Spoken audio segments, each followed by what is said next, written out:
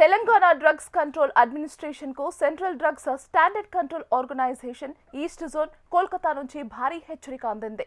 దగ్గు మందులు ప్రాణాంతకంగా మారుతున్నాయి. గతేడాది మధ్యప్రదేశ్లో కోల్డ్ రిలీఫ్ దగ్గు మందు తాగి 20కి పైగా పిల్లలు చనిపోయారు. ఆ తర్వాత ఆ దగ్గు మందు తయారీ కంపెనీపై కేంద్రం చర్యలు తీసుకుంది.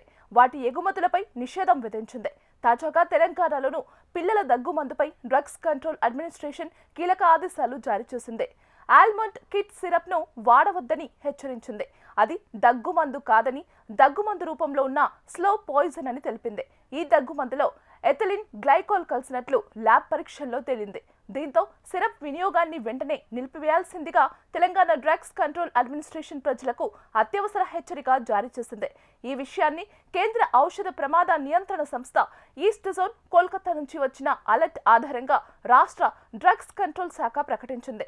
బీహార్కు చెందిన ట్రిడస్ రెమెడీస్ అనే ఫార్మా సంస్థ తయారు చేసిన AL24002 బ్యాచ్ సిరప్ శాంపిల్స్ ను పరిశీలించగా అత్యంత విషపూరితమైన ఎథిలిన్ గ్లైకోల్ ఉన్నట్లు తేలిందని అధికారులు వివరించారు. ఇది శరీరంలోని కిడ్నీలు, నాడీ వ్యవస్థపై తీవ్ర ప్రభావం చూపే ప్రమాదకరమైన కెమికల్ అని, పిల్లలకు ప్రాణాపాయం కలిగే అవకాశం ఉందని వైద్యులు హెచ్చరిస్తున్నారు.